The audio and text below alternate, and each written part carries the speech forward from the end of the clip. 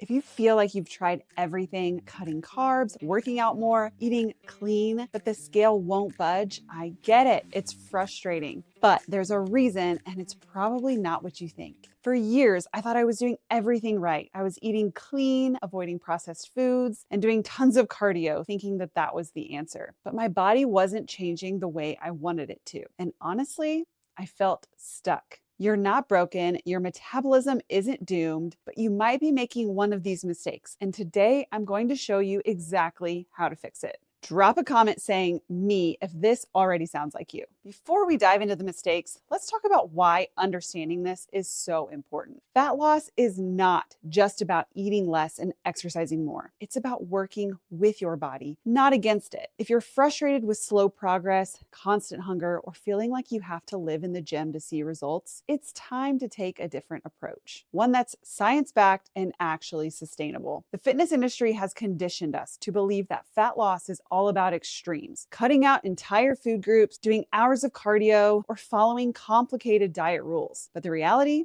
Fat loss is about understanding how your body works and making small, sustainable changes that add up over time. This is exactly why so many people fail at long-term weight loss. They fall into the trap of quick fixes instead of focusing on habits that actually last. So this video isn't about another diet or trendy workout. It's about giving you the tools to make fat loss simple and sustainable without the frustration. If you're tired of all the conflicting advice out there, drop a comment saying confused. I want to know who's with me. So you might have heard that fat loss is just calories in versus calories out. And while that's technically true, it's not the whole story. If it were that simple, we'd all just eat less and get lean, right? But your metabolism adapts, your hormones play a role, and your body fights to maintain balance. Think of it like this. If you drive your car on an empty tank, it doesn't magically go faster. It sputters, slows down, and eventually stops. Your metabolism works the same way. If you're constantly under eating and over exercising, your body responds by conserving energy, burning fewer calories, and making fat loss harder. This is why just eating less doesn't always work. Your body needs the right fuel, the right workouts, and a metabolism that isn't constantly in panic mode. So mistake number one, you're eating too little. Yes, really. We've been told for years that the secret to fat loss is eat less, move more. So naturally, when we're not seeing results, the first instinct is to cut calories even more. But what if I told you that's exactly why you're stuck?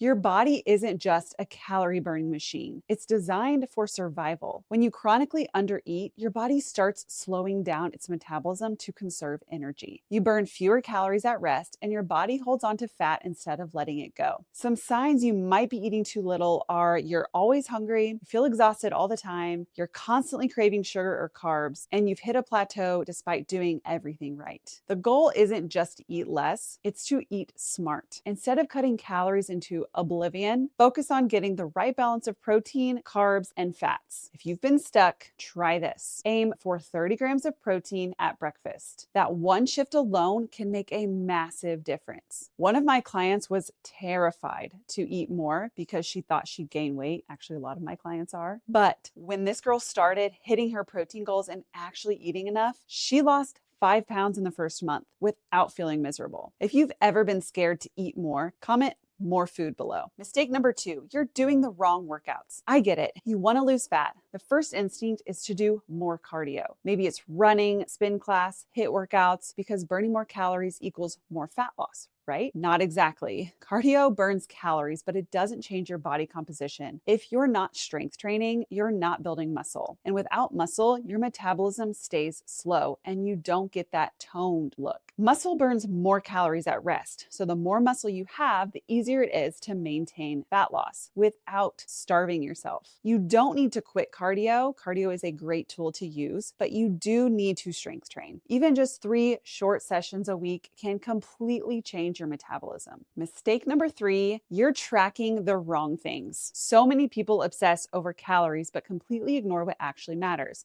macros. Your body doesn't just need fewer calories, it needs the right balance of protein, carbs, and fats. If you're not getting enough protein, you'll lose muscle instead of fat. If your carbs are too low, you'll feel exhausted. And if your fats are too low, your hormones will suffer. So instead of just tracking calories, shift your focus to protein first. Aim for at least 100 grams per day and watch how much easier fat loss gets. Also, not all calories are created equal. 1,500 calories of donuts and 1,500 calories of high protein balanced meals will have completely different effects on your energy, your cravings, and your body composition. Macros determine whether your body holds onto fat or burns it effectively. And another common mistake is underestimating how much protein you actually need. A quick rule of thumb is aim for about 0.8 to 1 gram of protein per pound of body weight. This helps maintain muscle while losing fat, and it keeps you full longer. Mistake number 4, you're always in the on or off. You're either all in meal prepping, hitting workouts, feeling good, or off track, eating whatever, skipping workouts, feeling like you ruined everything. Does that sound familiar? Fat loss isn't about being perfect. It's about showing up even when it's messy. The real results come from what you do most of the time, not just when you're motivated. And here's why inconsistency keeps you stuck. Your body never fully adjusts to new habits if you're constantly stopping and starting. You're always in damage control mode, undoing progress instead of building on it. And it fuels an all or nothing mindset, making fat loss feel harder than it actually is. So instead of aiming for 100%, aim for 80% consistency. A missed workout doesn't erase your progress. An off day doesn't mean you've